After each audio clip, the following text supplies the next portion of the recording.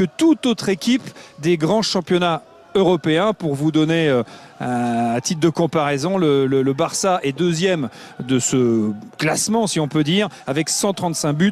C'est dire la puissance offensive du Paris Saint-Germain, à laquelle a donc participé Désiré Doué, qui a déjà marqué cette semaine face au Bayer Leverkusen en Ligue des Champions, et qui a marqué de nouveau Louisa aujourd'hui. Il n'était pas titulaire, lui non plus, au coup d'envoi. Il est entré en seconde période et il s'est illustré. La frappe est magnifique. Oui, tout est beau. L'enchaînement est magnifiquement bien joué. On le voit, il prend beaucoup de vitesse. Et ce qui est fort, ce qui est frappant aussi chez Doué, c'est que il ne perd jamais de vitesse avec ballon sur ses projections. Il est constamment en train de conserver le temps, le rythme d'avance qu'il a sur son adversaire. Et puis derrière, il a aussi la qualité dans le dernier geste pour venir finir et mettre son but. Il a un sacré sens du but aussi, hein, Louisa. Enfin, il se loupe rarement quand il est en position de marquer. C'est ça qui est fort. Hein.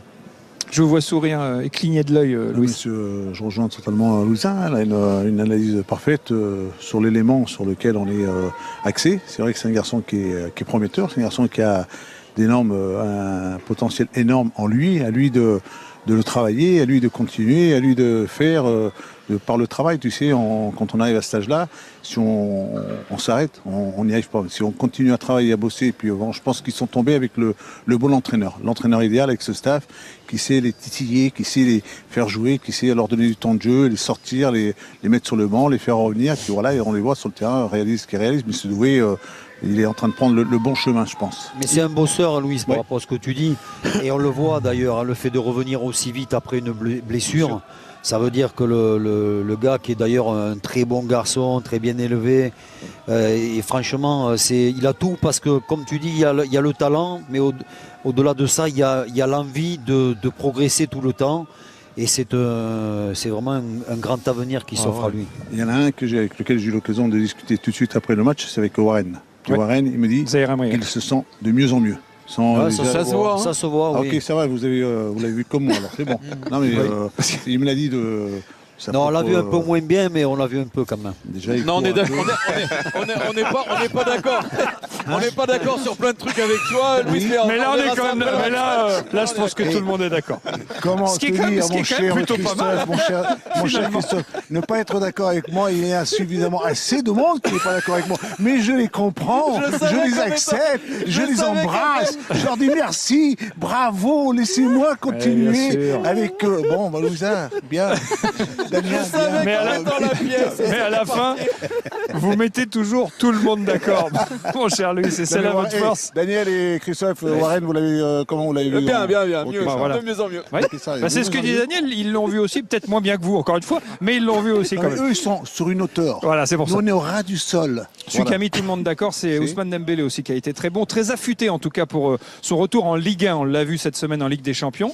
Il a marqué, il est entré lui aussi en cours de match, en seconde période, et il semble avoir recouvré toutes ses capacités physiques. Je ne sais même pas s'il les avait perdus. C'est vrai, on peut se poser la question. Même s'il est resté longtemps sans jouer, je pense qu'effectivement il a fait un bon travail en salle, un bon travail de préparation avant de revenir sur le terrain. C'est Luis Enrique a décidé de lui donner un peu de temps de jeu, c'est parce qu'il estime que physiquement Ousmane Dembélé était prêt. Comme j'ai dit tout à l'heure, bien sûr, progressivement il va l'intégrer au fur et à mesure. Je pense que dès peut-être mercredi on le verra titulaire, parce qu'à un moment donné il va falloir qu'il joue, qu'il retrouve un peu ce rythme-là. Bon, en tout cas on sait que c'est le leader, hein, c'est le leader de l'attaque de cette équipe, c'est le joueur clé, c'est le ballon d'or tout simplement. Et je pense que son retour va faire énormément du bien au PSG, même si quand on voit quand même les prestations, ils n'ont pas forcément besoin. Pour reprendre sur Ousmane Dembélé, je voudrais aussi féliciter le public brestois, que lorsqu'il est rentré sur le terrain, il a été applaudi. Bien sûr. Ça, je trouve que en étant même à l'extérieur, le public reconnaît en lui ce joueur qui a obtenu ce ballon d'or et le félicite amplement. Oui, comme le public l'autre fois a salué, c'était à Nantes, Olivier Giroud. Et de quelle manière? Voilà, il faut effectivement, quand il y a des choses bien qui se passent en tribune, il faut le dire. Pardon? Là, vous avez fini Ouais, non, je trouve ça très. Non, mais je trouve ça très. Parce que la fin de phrase était. Je trouve ça très émouvant qu'on rende hommage comme ça à nos champions du monde qui reviennent honorer notre championnat. Donc c'est. Et surtout à l'extérieur. Voilà, ouais. Il y a toujours un petit. Oui, je sais pas si Les onomatopées. Il faut féliciter aussi Achraf Hakimi qui a effectivement livré une très très belle performance aujourd'hui. 2 buts pour lui, mais pas seulement. C'est-à-dire que la dépense d'énergie, d'ailleurs, Luis Enrique le disait tout à l'heure, est quand même assez impressionnante de la part. Quand tu le vois courir, participer, quand tu le vois sur ce côté droit, avec cette qualité qu'il a on va dire, dans cette dernière passe pour centrer, pour se déplacer, pour rentrer à l'intérieur comme un attaquant, pour revenir, pour se remettre à sa place initiale de latéral, de repartir, de réussir ce qu'il réussit. J'ai dit chapeau, j'ai dit bravo. Je sais pas si finalement, c'est un leader technique à la base reculé qui maintenant se trouve en position très très haute d'ailier. C'est un des créateurs aussi de cette équipe. Et nombreuses sont les situations, les occasions de but qui partent de lui. Donc voilà, il trouve souvent les bons décalages, les bonnes situations. On parle souvent de sens de but en termes de situation offensive pour les attaquants, mais dans cette équipe, on a l'impression que tous les joueurs offensifs ont vraiment ce sens du but, cette qualité technique pour venir finir les situations avec le bon dernier geste. Benjamin. Ouais, pour revenir sur Hakimi, bon, je ne sais pas si j'ai eu la chance ou la malchance de jouer contre lui en sélection avec le Maroc.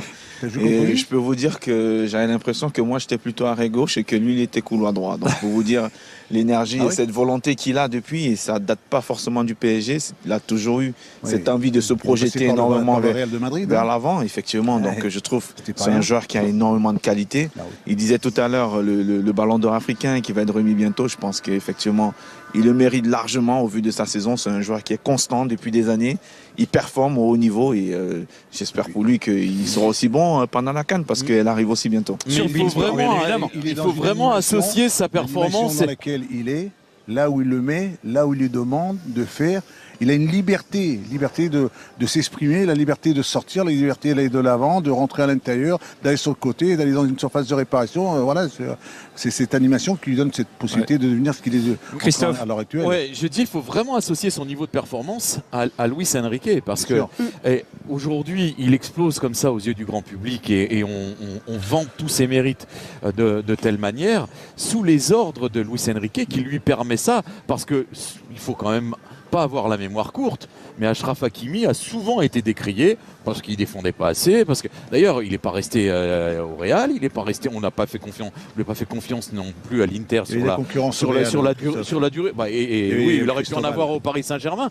Il a su s'imposer parce que il a su trouver en l'entraîneur Luis Enrique quelqu'un qui lui permet de s'épanouir comme ça. Mais je pense aussi, Christophe, par rapport à ce que tu dis, que la force de Luis Enrique, c'est d'avoir aussi fait progresser défensivement et Nuno Mendes et Achraf Hakimi, c'est-à-dire deux joueurs qui offensivement ont du feu dans les jambes, mais en étant plus agressifs et meilleurs défenseurs qu'ils n'étaient auparavant. Eric Roy nous a rejoint. Ce qui est formidable, c'est que vous aviez le sourire en venant nous revoir en avant-match. Vous m'entendez quand même ou moyen? En fait, il y a beaucoup de gens qui parlent sur ma ligne. C'est vrai? Donc, alors attendez, enlevez peut-être vos oreillettes directement.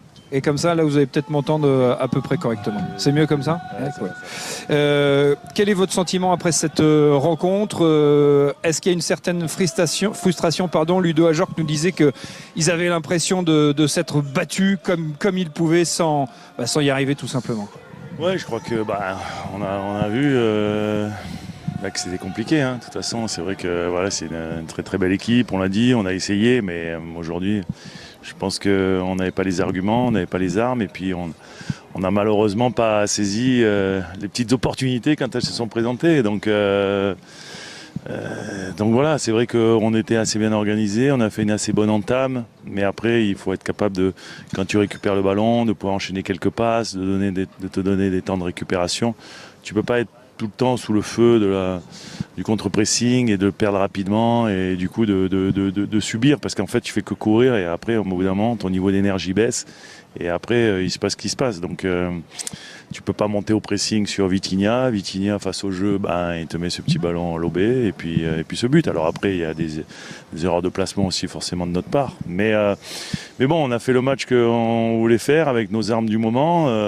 Malheureusement ça n'a pas suffi. Ce qui est dommage, c'est que tu marques pas ce pénalty parce qu'à 2-1, tu sais jamais ce qui peut se passer dans un match. Mais la réalité, c'est qu'on n'a pas marqué et que du coup, on a été battu logiquement. Non, on a eu l'occasion d'en parler, Eric.